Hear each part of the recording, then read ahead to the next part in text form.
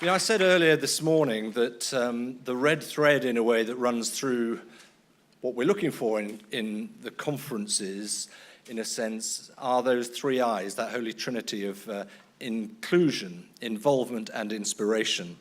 And it seems to me that we're about to get the whole job lot in our next speaker. Inspiration, certainly.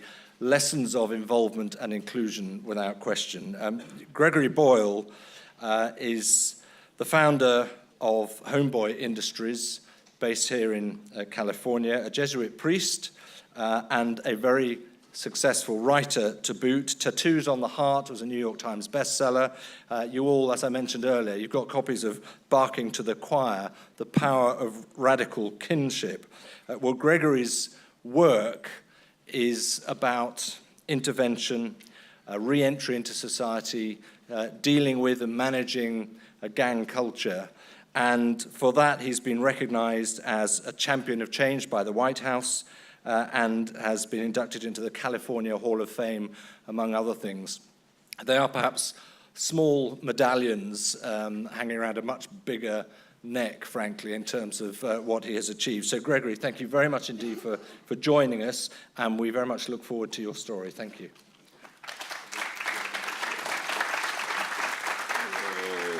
Thank you very much. I'm honored to be here and to be speaking after lunch, which is my favorite time slot.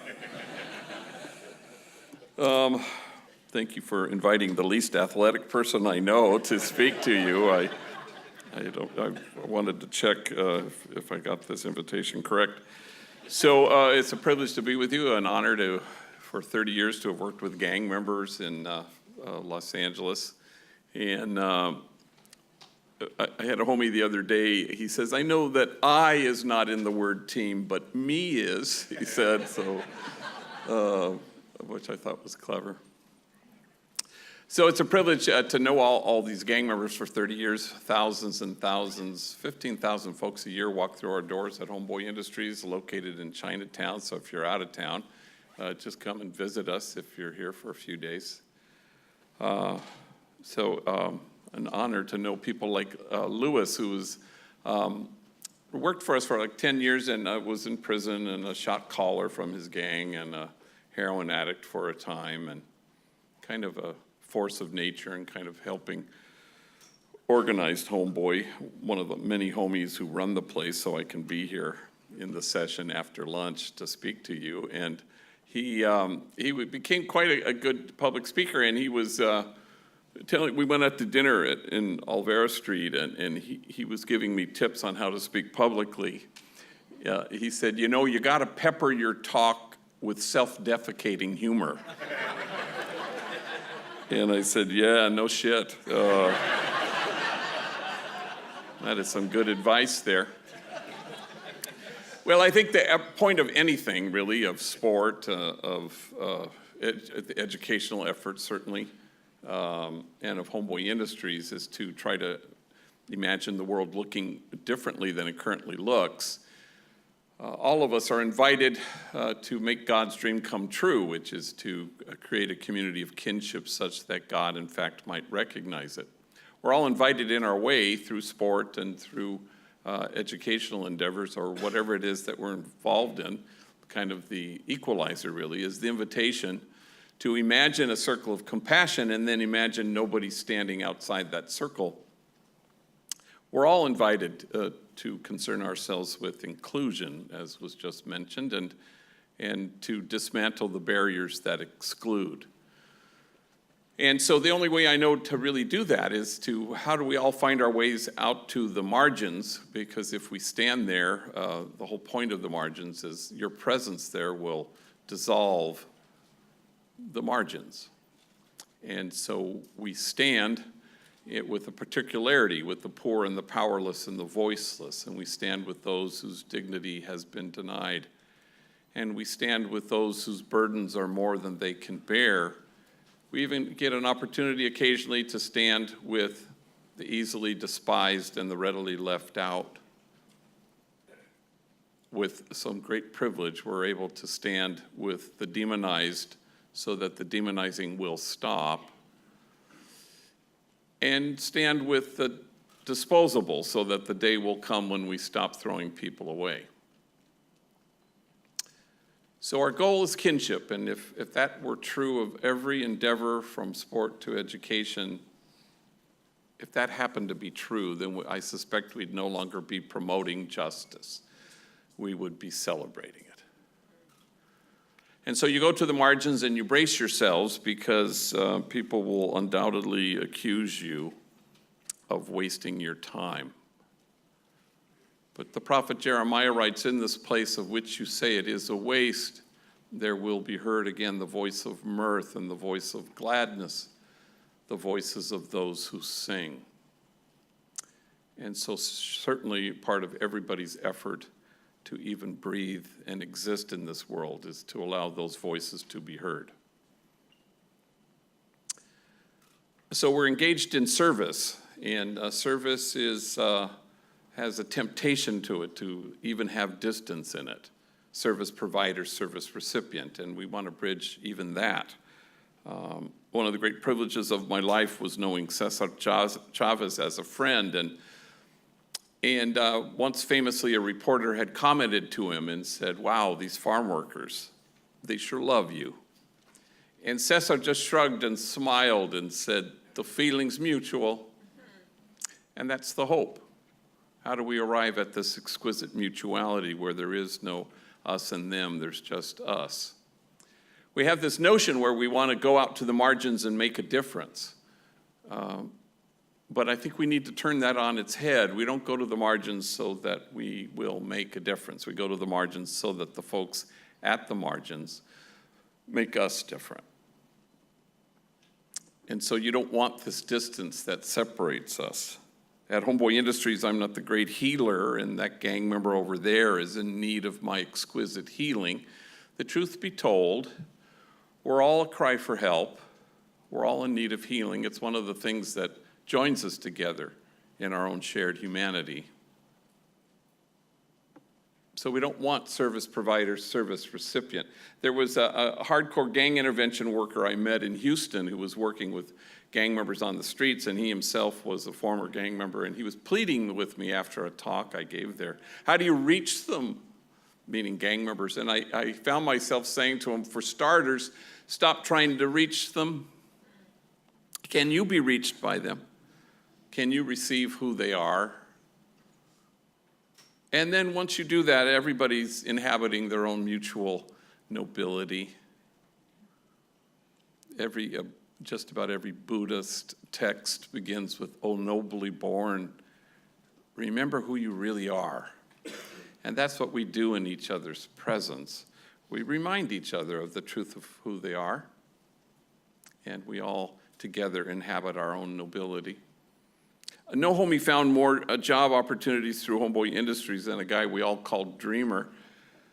He's in his 40s now, doing well in the construction trade, but in his early 20s, he was kind of a yo-yo in and out of being locked up, and kind of frustrating because I'd find him a job, and then before too long, he'd wander back to vague criminality, usually something involving drugs, the sale of or the use of. And I knew him since he was a little kid growing up in the projects, and got into a gang, and very funny kid, dangerous sense of humor, super smart, though I can't recall that he ever actually went to school. But so in his early 20s, he was in and out, in and out, in and out, and it was frustrating, but I kept finding him jobs, either in our social enterprises or out in the private sector. So this one time he finished a 4-week stretch of probation violation, county jail. And there he is sitting in front of my desk, and he says what gang members often say, "This time it'll be different." I went, all right. So with him sitting there one more time, I tried again. I picked up the phone, I called a friend of mine who owned a vending machine company in Alhambra, California. He had hired homies in the past, so I'm thinking, hoping against hope, maybe he'll do it again. And sure enough, he does. You know, he says, "You tell that guy he can start tomorrow." And that's a holy man right there. So Dreamer began work the next day at the vending machine company. Well, 2 weeks later, there he is again in front of my desk. I couldn't even believe my eyeballs. I said, "Híjole, Madre Santa," here we go all over again. And But this time, he reaches into his pocket and he pulls out his very first paycheck and he waves it proudly. He says, damn, gee, this paycheck makes me feel proper. I mean, my mom, she's proud of me, and my kids, they're not ashamed of me. And you know who I have to thank for this job. And I said, well, gosh, who? And he looked at me strangely and he said, well, God, of course. I said, oh, no, that's right. That would be God, yeah. And you thought I was going to say you. I said, no, gosh, God's number one. He said, you are so lucky we're not living in them Genesis days. And I'm sorry, them Genesis days? He goes, yeah, because God would have been had struck down your ass already by now, he said. So we just fell out of our chairs laughing. And I defy you to identify exactly who's the service provider and who's the service recipient. It's mutual.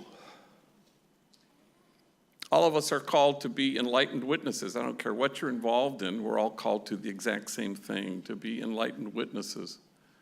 People who, through your kindness and tenderness and focused, attentive love, return people to themselves. I've been discovering more and more lately that Homeboy is allergic to this notion of holding the bar up and asking folks to measure up. I think we partly do that because our God is not interested in anyone measuring up. Why would we be engaged in that activity? So we don't hold the bar up, we hold the mirror up, and we tell people the truth, which turns out to be your truth and my truth. It's all the same truth. Oh, nobly born, it's all the same truth. You are exactly what God had in mind when God made you. But at Homeboy, oh boy, is it an occupational hazard that you have to reach in and dismantle the messages of shame and disgrace that have so filled them. Narratives of their own failure and an insistence to define themselves as the worst things they'd ever done. So you reach in and you replace these messages of shame and disgrace with something more accurate and more truthful. The principal suffering of the poor throughout history and throughout Scripture is shame and disgrace. The Acts of the Apostles has a very odd line that leaps out at you as you read it, and it says simply, and awe came upon everyone. The measure of our kinship and our compassion and our health as a community may well reside in our ability to stand in awe at what the poor have to carry, rather than stand in judgment at how they carry it. I was talking to a homie the other day. His name is Gary. He's 37 years old. Half his life he's been locked up, including solitary confinement. He was a meth addict just before he had come to work for us. He has 3 young girls. Not long ago, his last of the 3 was born, and he called me to tell me that she was born. He said, damn, gee, I was holding her in my arms, and I looked in her face. I said, she looks exactly like her mom, angry, which I thought was very telling.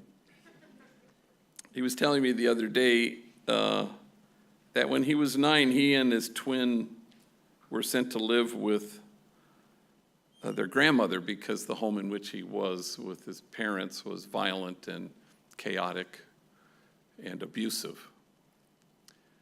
So he said, they sent us to live with my grandmother, who was the meanest human being I've ever known. They only lasted a year before they ran away. Every single day, he said, after school and on the weekends and all summer long, she would force them to strip to their underwear, and they'd sit in a lonely hallway and they couldn't move.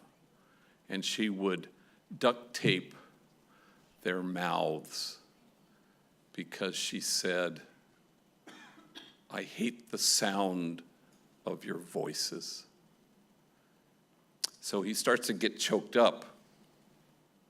And he looks at me, he says, "This is why I never shush my girls, because I love the sound of their voices." And when the oldest one grabs a crayon and she draws wildly on the living room wall, and my wife says, "Do something. Aren't you going to tell her something?" I reach from behind and I hold her, and the two of us stare at the wall, and I point at it and I say, "That is the most magnificent work of art I've ever seen."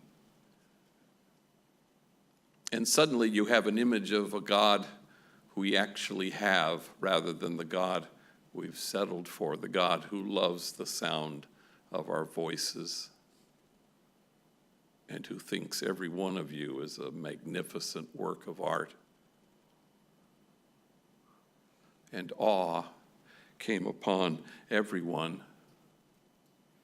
Once I was invited to speak to 600 social workers in Richmond, Virginia, and it was an all-day gang service from 9 to 5 in service, and I figured I'd be a keynote, maybe speak at the beginning or right after lunch or at the end.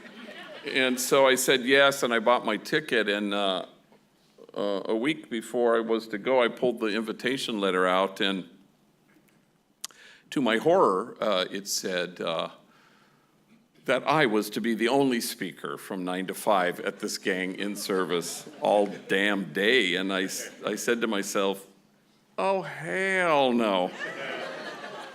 And so I quickly invited 2 trainees. We have like 350 trainees, all gang members. And I invited Andre and Jose, and they were like in their 11th month of our 18-month program. And I invited them into my office. I said, "Look, at the end of the week, you're flying with me to Richmond, Virginia. I'd like you to get up and tell your stories. Take your time, because we got a long-ass day to fill."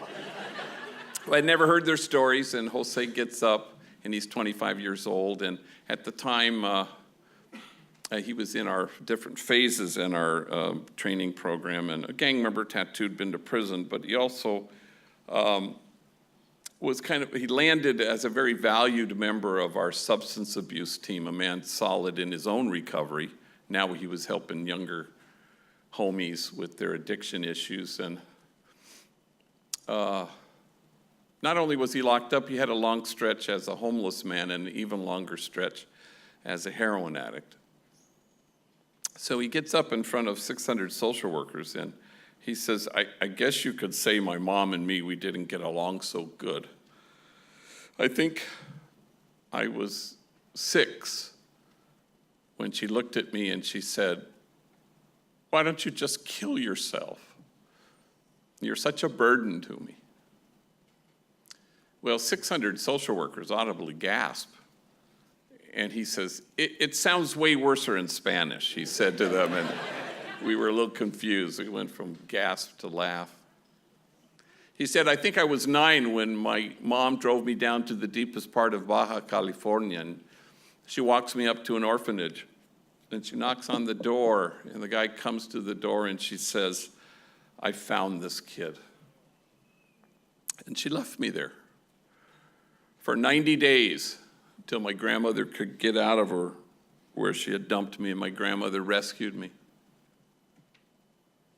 My mom beat me every single day of my elementary school years with things you could imagine, and a lot of things you couldn't. Every day my back was bloodied and scarred. In fact, I had to wear 3 t-shirts to school every day. First t-shirt because the blood would seep through. Second t-shirt, you could still see it. Finally, the third t-shirt, you couldn't see any blood. Kids at school, they'd make fun of me. "Hey, fool, it's 100 degrees. Why are you wearing 3 t-shirts?" And then he stopped speaking, so overwhelmed with emotion, and he seemed to be staring at a piece of his story that only he could see. And when he could regain his speech, he said through his tears, "I wore 3 t-shirts well into my adult years. because I was ashamed of my wounds. I didn't want anybody to see them. But now I welcome my wounds. I run my fingers over my scars. My wounds are my friends. After all, how can I help heal the wounded if I don't welcome my own wounds? And awe came upon everyone. The measure of our compassion does not lie in our service of those on the margins, but only in our willingness to see ourselves in kinship with them. For the truth of the matter is, if we don't welcome our own wounds, we will be tempted to despise the wounded, which could well explain the polarizing division in which we all live at the moment. Let me end with this story because they want me to do a Q&A, so get your Q's ready. I'll have my A's ready. So it occurs sometimes to Jesuit universities to force their students to read my book against their will. So I'm not complaining. But before, when I only had one book, Tattoos on the Heart, my alma mater, Gonzaga University, had forced the incoming freshmen to read my book. So they said, please come up and speak. It'll be a Tuesday night, a big, huge venue, like maybe 1,000 people. And could you bring 2 homies with you? And so I always do when, if people are going to pay for it. So I always bring enemies. I always get trainees who are from rival gangs, guys who used to shoot at each other just so that, to force them to share a hotel room just to mess with them. And I always pick homies who have never flown before just for the thrill of seeing gang members panicked in the sky. It wasn't that long ago when I had 2 homies at LAX here, and 2 older vatos, and one of them said, hey, are we flying Virgin Airlines because it's our first time? I said, yes, it's a requirement. We'll come home on American. So I invited 2 guys, Bobby, an African-American gang member at the time worked in the bakery, and Mario, who at the time worked in our merchandise store where we sell our stuff. And I've done this so many times with men and women, almost probably 1,000 times at this point. I've never had anybody fly with me who was more terrified of flying, absolutely petrified, than this guy Mario. I mean, it was really starting to freak me out. You know, he was hyperventilating, you know, and we hadn't even boarded the plane yet, you know. And so we were at Burbank Airport, which is kind of a small airport, big bay windows, and Southwest Airlines principally. And they don't have that hermetically sealed chute that you enter to board the plane. You have to walk out into the tarmac like you're the president. And you have to climb the steps to go to the front of the plane. And the big feature at Burbank are the steps at the back of the plane. And so I'm sitting there with Mario. Bobby's off walking somewhere. Our plane arrives, you know, it's early morning. And I go, well, that's our plane. And I go, oh my God, you know, he may die before we actually walk him up those stairs. And it's starting to kind of concern me. And then our flight crew arrives, and the pilots and the flight attendants, and there are 2 flight attendants, females, and they both have very large cups of Starbucks coffee, and they're schlepping up the steps. And Mario goes, when are we going to board the plane? I said, well, as soon as they sober up the pilots, there they go now. In retrospect, perhaps I shouldn't have said that to him. But I should tell you that Mario, in our 30-year history at Homeboy, is the most tattooed individual who's ever worked there. He's all sleeved out. His arms are completely covered in tattoos. Neck blackened with the name of his gang. Head shaved, covered with tattoos. Cheeks, forehead, chin, eyelids that say "the end," so that when he's lying in his coffin, there will be no doubt for you that this is the end. So I'd never been in public with him ever, and so we were walking. I was trying to calm him down at one point, and people are like this, and mothers are clutching their kids more closely, and I'm thinking, wow, that's interesting, because if you were to go to Homeboy tomorrow and ask anybody there who's the kindest, most tender, gentle soul who works there, I'm afraid they won't say me. They'll say Mario. He serves and sells baked goods over the counter.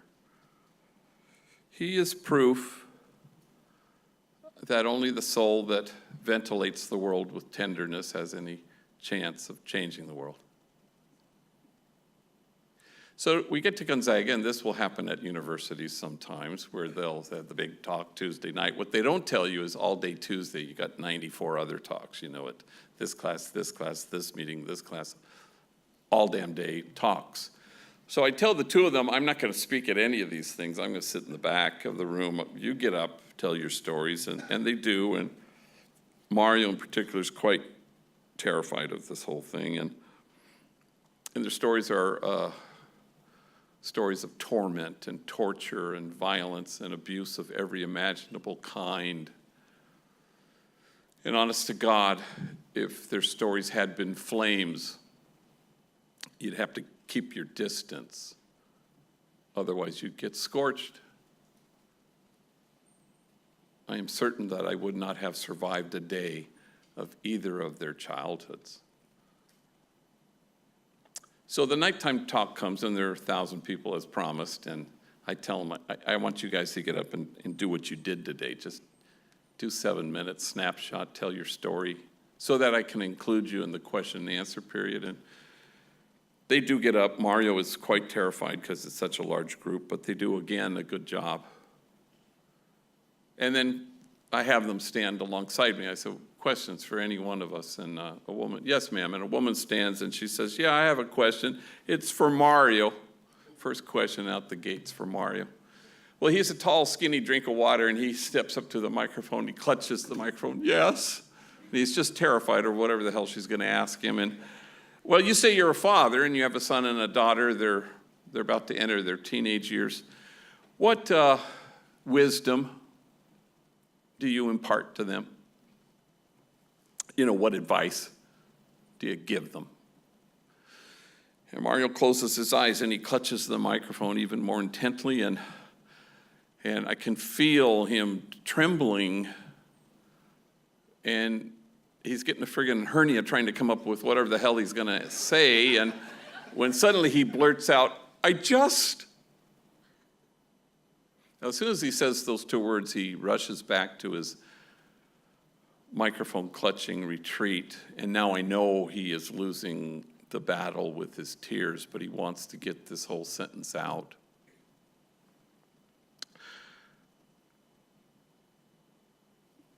I just don't want my kids to turn out to be like me. And there's silence until the woman who asked the question stands, and now it's her turn to cry.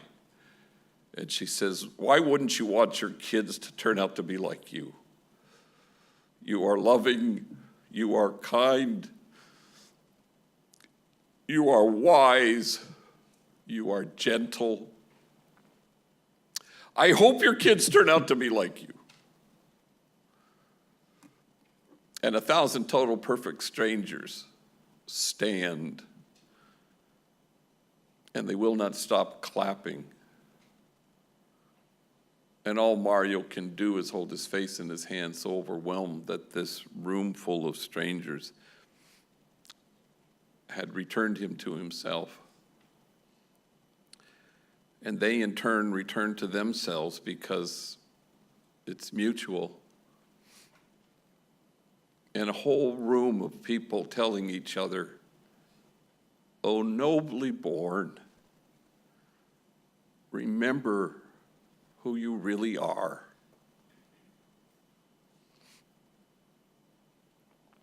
And so you go to the margins, no matter what you do, no matter who you are, no matter how you occupy yourself, you still go to the margins because that's the invitation for everybody. Because that's the only way the margins get erased. And pretty soon you cease to care whether anyone accuses you of wasting your time. For in this place of which you say it is a waste, there will be heard again the voice of mirth and the voice of gladness, the voices of those who sing. We don't go to the margins to make a difference. We go there so that the folks at the margins make us different. Thank you very much.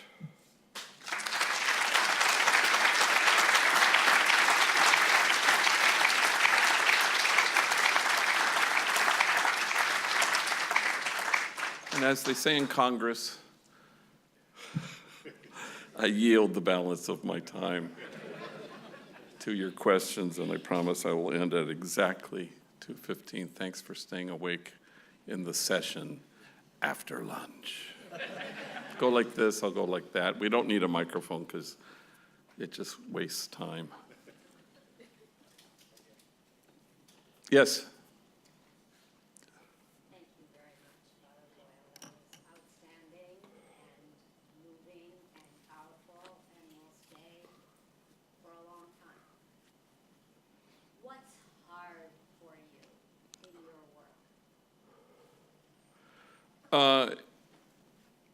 Meeting payroll, that's the only thing. That's the only thing that keeps me awake. Nothing else does, because everything else is just in the present moment, which is the only place where, in time, where you get saved is in the present moment. So you're delighting with the person in front of you, you know, in heartache and in hilarity. That part is a joy beyond my describing. But paying the bills is a pain in the ass. So I wish that if we were a shelter for abandoned puppies, we would have been endowed, but oh well. Sorry, this is not anti-puppy. So I've been accused of being anti-puppy. People have actually, oh my God, I've never. So anyway. Come on, ask me anything. It'll be a long-ass answer. We only need 2 more questions. And they forced me to have you questions. Yes, go ahead. Thank you very much for your talk. Sure. Bring up the sport at the service of community and what you say about the margins. We learned before about, I think, 40 million youth sports participants, 450,000 collegiate athletes in the NCAA. Are there ways that you can conceive of to have those 450,000 athletes, or a good portion of them, come to the margins to help the 40 million youth participants? Yeah, I think it's all about accompaniment, you know. We have like 300 volunteers, and so it's important to kind of know how do you approach this, you know. You don't go to the margins to rescue anybody, but the truth is, go there, we'll all find rescue together. It's sort of how it works. But I can remember once a woman came to me and she was intent on volunteering. She says, I have to volunteer at Homeboy Industries. I said, why do you have to volunteer at Homeboy Industries? I believe I have a message these young people need to hear. I went, yikes. I said, do me a favor, the second you lose that message, I hope you come back to us. Because I don't want your damn message. But we always think it's about message, which is a bad diagnosis. There's a big movement now, principally in Chicago, called the credible messenger kind of movement. So the idea is get gang members to talk to gang members, which sounds fine on paper, except that it's not about message. That's the outsider view driving the inside of our policy. Oh, I know. They don't know that this gang thing will lead them to death or to prison. Tell them. Who should tell them? How about somebody who's been there? It's crazy. Well, we do it. We buy it because on paper, It makes sense. But no hopeful kid has ever joined a gang. You've never met one, ever, period. No exceptions. Hopeful kids don't join gangs. Despondent kids do, because it's about a lethal absence of hope. And kids who are damaged and traumatized, there isn't a single gang member who walks through our doors for whom unspeakable things weren't done to this person, period. And mentally ill kids join gangs. So what would your athletes do? They would infuse hope to kids for whom hope is foreign, perhaps. They would help heal the traumatized so that they could transform their pain and cease to transmit it. And maybe they'd help in the effort to deliver mental health services in a timely and culturally appropriate way. But like when Loyola High School, which is our local Jesuit high school, every January we get 3 seniors who come and work there, and they always say the same thing. What will we do here? And you know this question. And I always say, no, wrong question. What will happen to you here? And the minute you turn that on its head, then something else is happening. In biblical terms, it's the covenant.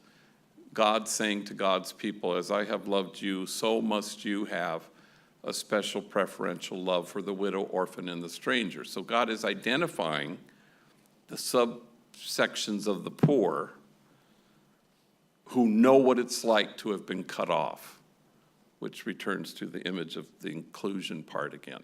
They know what it's like to have been cut off, and because they've suffered in this particular way, God thinks they're trustworthy guides to lead the rest of us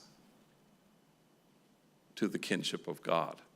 So we've got it upside down. We think we're going to the margins because we're the trustworthy guides. Big mistake. Is that a selfish endeavor? You betcha. Is that okay? Heck yeah. And we all inhabit our nobility. I'll end with a story.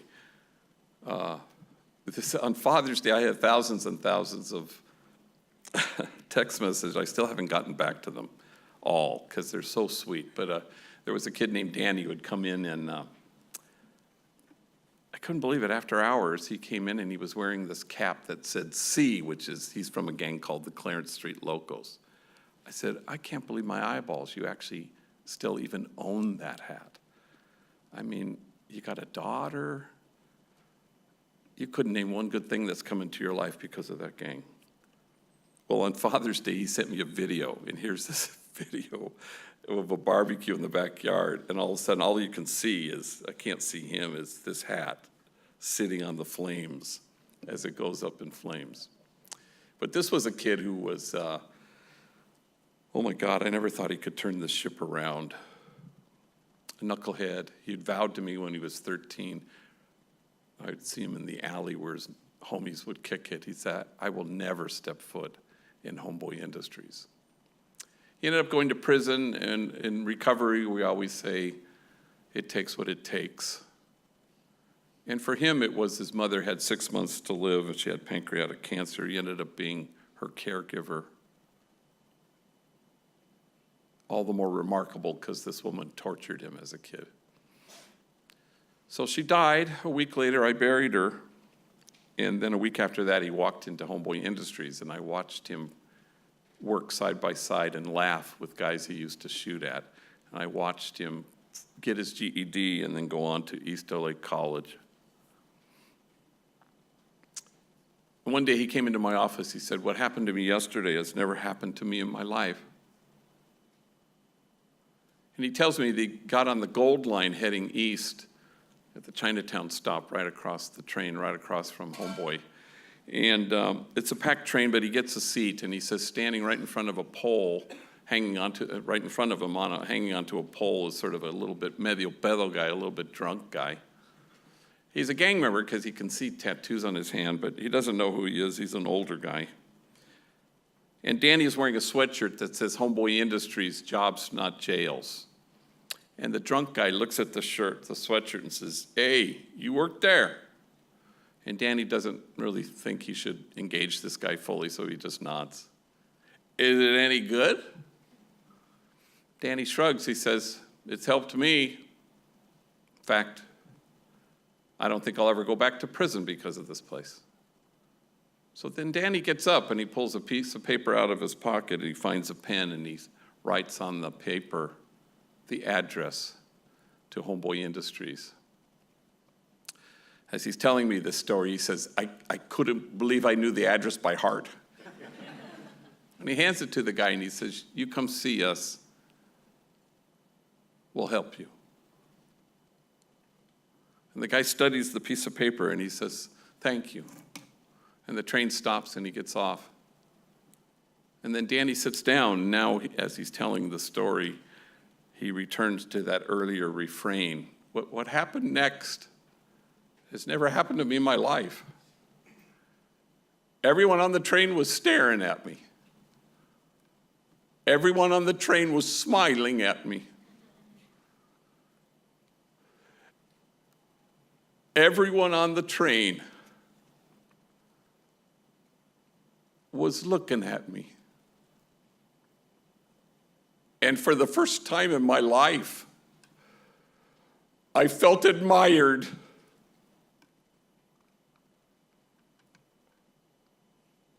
It's a gift to be present when a moment like that happens. Because the widow, orphan, and the stranger, they're all trustworthy guides, and they'll get the rest of us where we need to go. Thank you very much.